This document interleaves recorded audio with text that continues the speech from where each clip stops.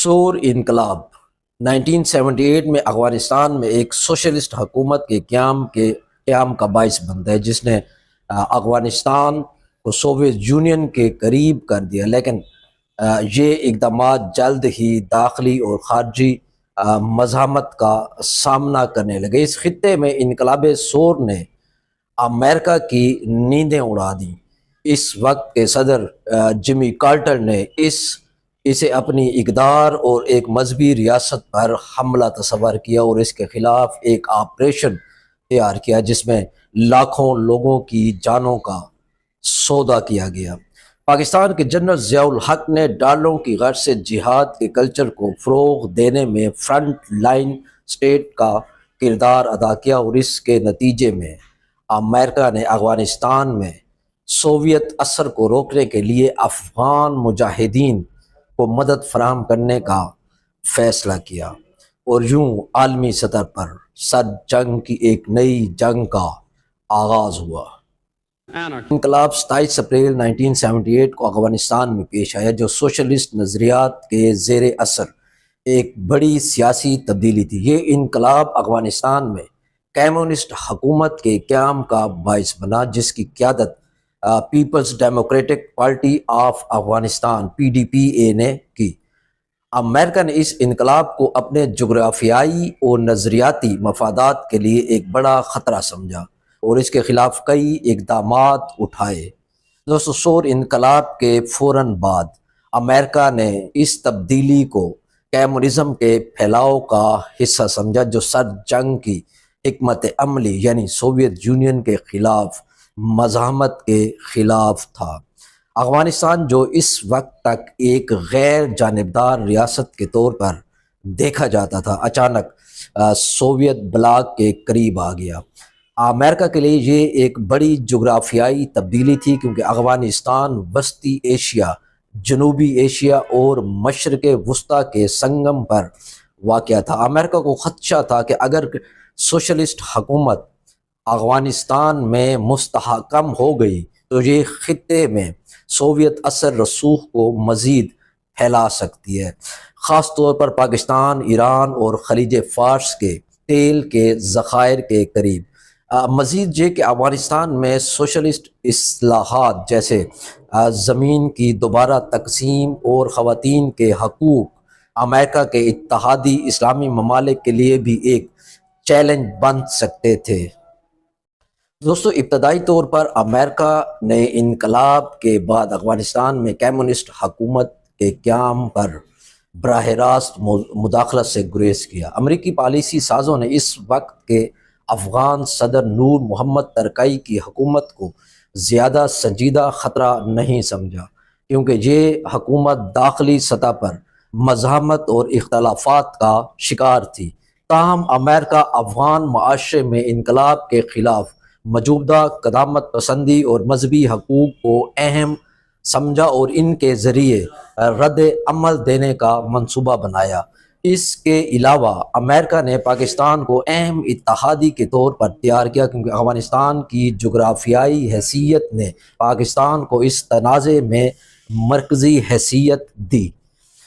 دوستو، سور انقلاب کے بعد افغان حکومت داخلی مزاحمت، قبائلی بغاوتوں اور اسلام پسند گروہوں کی مخالفت کا شکار ہوئی، جس نے حکومت کو غیر مستحکم کر دیا۔ دسمبر 1979 میں سوویت یونین نے افغان حکومت کی مدد کے لیے فوجی مداخلت کی، جس نے امریکہ کے خدشات کو مزید بڑھا دیا۔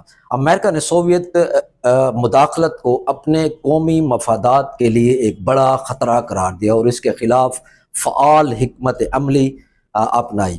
صدر جمی کارٹر نے اس وقت کارٹر ڈاکٹرائن پیش کی، جس کے تحت امریکہ نے اعلان کیا کہ وہ خلیج فارس کے علاقے میں کسی بھی غیر ملکی مداخلت کو اپنی سلامتی کے لیے خطرہ سمجھے گا اور ضرورت پڑنے پر طاقت کا استعمال بھی کرے گا۔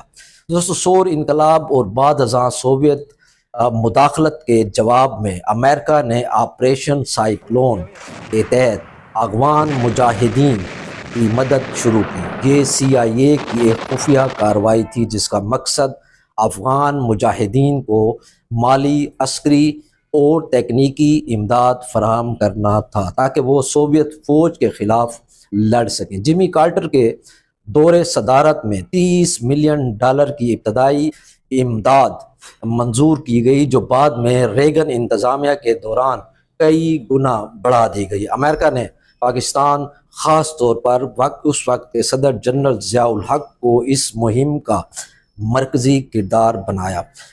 امریکی امداد پاکستانی انٹیلیجنس ایجنسی ISI کے ذریعے افغان مجاہدین تک پہنچائی گئی۔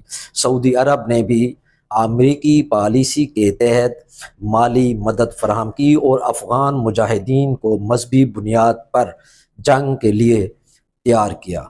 دوستو، سور انقلاب کے بعد امریکہ نے اسلامی جہاد کے تصور کو سوشلزم کے خلاف ایک ہتھیار کے طور پر استعمال کیا۔ افغان مجاہدین کو اسلام کے محافظ کے طور پر پیش کیا تاکہ اسلامی دنیا میں کمیونزم کے خلاف مزاحمت کو تقویت ملے۔